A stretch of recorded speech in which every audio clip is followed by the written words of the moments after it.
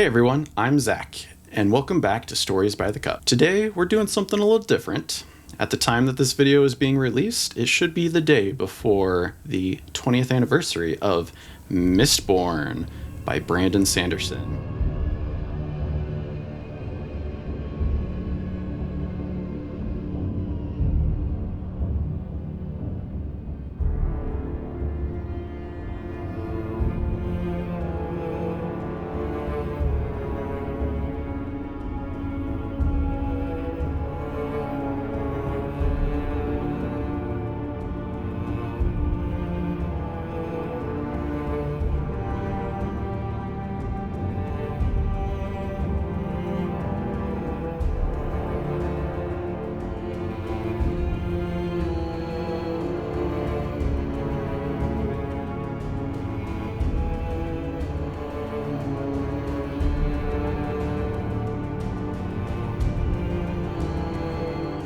This is the original Mistborn, sometimes known as the Final Empire, for the original Mistborn trilogy back in July 17, 2006. And this book just means a whole heck of a lot to me. It's the book that really got me back into reading in a big way. And congratulations to Brandon Sanderson for this 20th anniversary if you ever see this video. Hi. It's just an amazing trilogy, and Mistborn as a whole series, even when you get into Wax and Wane, and I cannot wait for Ghostbloods to come out. It's going to be awesome. Now is a great time to get into Mistborn. If you've never seen it before, if you're a returning fan, there's so much going on. As of right now, we have the entire original trilogy, the Wax and Wane series, and there's a Mistborn novella called The Secret History, which is very interesting to read, but you will want to read the other series first before you get into that. Brandon is currently working on the script or screenplay for the Mistborn movie, which is being produced by Apple TV. And I also mentioned we should be getting Ghostbloods, which is era 3 of the Mistborn series. Brandon Sanderson is currently aiming for a 2028 release, so I cannot wait for that. But today we are celebrating the original Mistborn series, and this book is a masterpiece all on its own. I cannot recommend this enough to people, even if you maybe don't go past this book, which please go past this book. The entire trilogy is amazing. When you get into the Wax and series, it gets more amazing. But this book on its own, standalone masterpiece in my opinion. I truly do believe that this is a really good contender for one of his all-time best books. There is so much to this book. The world building, the characters, his allomancy magic system. Do yourself this service and read this book if you have not read it. Here is what the Mistborn series is all about. In Brandon's own words, this book is about a Dark Lord who is essentially one. The Dark Lord in this book specifically won over 1,000 years ago and has ruled over the world since then. We just know him as the Lord Ruler. And in this world, the most common / lowest privileged, lowest class person is known as the Ska. The Ska have a rough life. They get overworked, overburdened. They are treated like slaves, pretty much.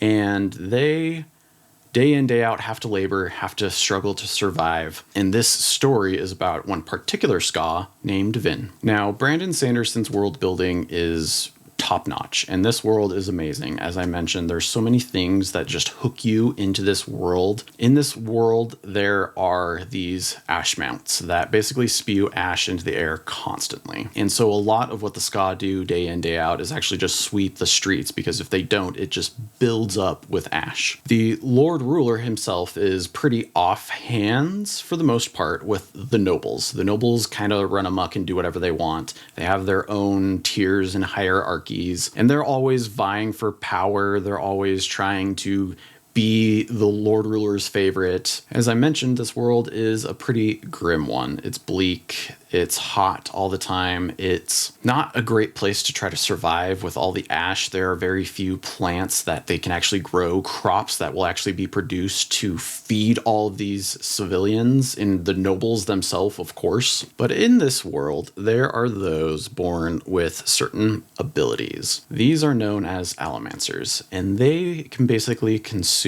different types of metal, and depending on the type of metal that you consume, you gain a certain type of ability. Now, depending on how much metal you consume determines how long you can use this ability. Each metal has their kind of like opposites. So for example, if you consume steel, if you burn steel, you can basically push on other metals.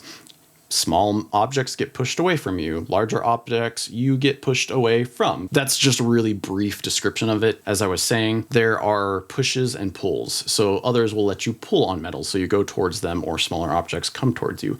There are certain metals that let you affect other people's emotions. You can push on emotions to make them a little bit more angry or a little bit more mellow. You can maybe pull away some of their emotions to make them not as susceptible to certain lines of dialogue in order to influence them, right? This is just one of 3 different magic systems that Brandon has fledged out in this book. Allomancy is the main one that you'll learn about here. You'll also learn about one called Fearchemy, which works in a different way, but is still related to the metals. So they are all interconnected to some extent. They just have different rules that apply to them. But it is because of these detailed rules that you will slowly learn and get trickled in as you're learning about this world, these characters, that just creates this really unique way for combat to go out. Basically, the way most fight scenes break out is it's kind of like a game of chess. If you have 2 allomancers fighting against each other, who's burning what? How do they play with each other? How much do they consume? How long do they have? Like, it is this chess game, and it makes for some very interesting lines of combat where you can see, oh, I think I know how this is going to play out. This could be disastrous, and it really just gets you hooked. Basically, starting point of this book is the Lord Ruler has won, and they have been in control for 1,000 years. Our main character, Vin, gets introduced to another allomancer named Kelsier.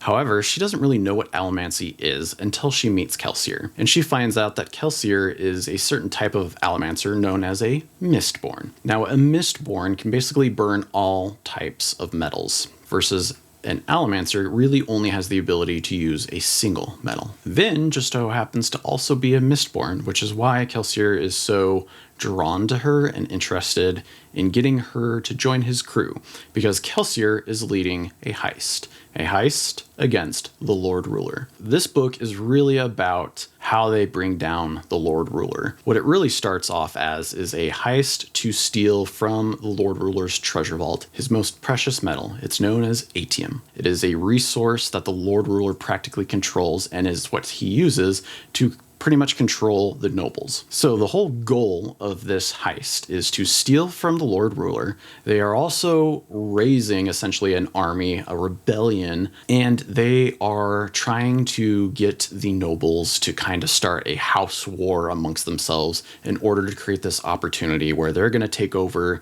the capital city and get into the Lord Ruler's treasury. And Kelsier has the ambitions of hopefully being able to kill the Lord Ruler, though most in his crew do not believe that they will ever be able to kill the Lord Ruler. For the Lord Ruler is seen as pretty much a god. They've never seen him actually ever get hurt. He's so powerful, and sometimes he does come down on the Ska and slaughters them by the hundreds. Like I said, a bleak, grim world, and Vin really is just looking out for herself. In the beginning, over the book, she will grow into something more, what we will come to know her as the Ascendant Warrior. But seeing where she starts as this scared little girl who is really only looking out for herself, but by joining Kelsier's crew and being basically trained and mentored by Kelsier, she learns that there is maybe more in the world to live for, that it's not just about herself, that she can live to serve and protect and help others and hopefully create a world free of the Lord Ruler where they can maybe find some peace. So that's just book one, and it is, like I said, a masterclass. It is amazing. You have to go read this if you have not read it. And for those that have read it, please let me know in the comments below what you thought of Mistborn. What were your favorite parts? Gosh, there's just so much in this book. It's amazing. There's so much comedic moments between the characters, some touching moments, getting to learn about them, all the world building and the complexity of the magic system. And though I say complex, it's very simple to understand once you get into it. And the way all the rules and everything play with each other just make for really engaging combat. Like, there's not a single page in this book that is boring, slow-paced, anything like that. It is all so good. Like I said, this is the first book in the series. There are two that come after this. We have the Well of Ascension and the Hero of Ages. And each book plays off each other really well. From the author notes that Brandon Sanderson left at the beginning of each book, he really tried to get all of this written in one go. He had the third book draft, at least, done before the first book went to press, because he really wanted to try to create a cohesive series.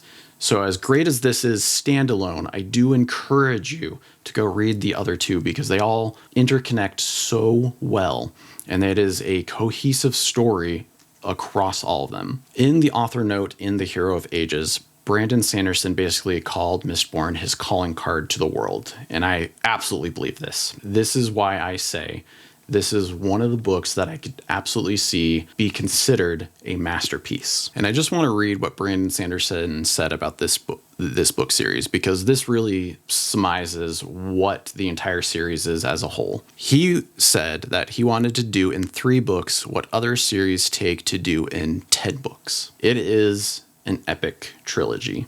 Most epic fantasy usually does take place over 10 books, but this is one that accomplishes it in 3. And it doesn't really sacrifice anything. Yes, there are characters who you see and you get to learn a little bit about them, but you won't get to know every character in detail. But the ones you do get to know, really looking through their eyes, you get to see some of the other characters a bit better. Vin and Kelsier are just such a dynamic duo, and the emotions that they portray as they go through this story and all the things that just happen in it just culminate into this epic conclusion with twists and turns. But I do agree with Brandon Sanderson that this is a great entry point for anybody wanting to get back into reading, anybody interested in epic fantasy, or just fantasy in general. It's more than just a simple hero's journey. The story of Vin is one of a girl with a unique power, one that can be used for good in a life that all she has ever known is suffering, and heard the whispers of her brother telling her to only look out for herself. From that frightened child to eventually becoming the ascendant warrior, the story of Vin and her companions is an epic you do not want to miss. If you've not read this book, now is the time. The movie on the horizon, Ghost Blood's coming out in 2028. There is no greater time to be a fan of Mistborn and to share this with the world. So if you could, please do me and Brandon a big favor. Share this video with those that might be interested, who has yet to give it a try, or is just looking for a next great fantasy book to read. And if you're watching this at the time that it released, tomorrow on Brandon Sanderson's channel, he should be doing a live stream in celebration of the 20th anniversary. So I encourage you all to go over there and check that out. I believe he's doing some giveaways, so that should be a good time. And finally, when the movie does come out, take your friends, take your family, and go enjoy what should be an epic and a special moment to share. Thank you all for watching, and happy anniversary, Mistborn.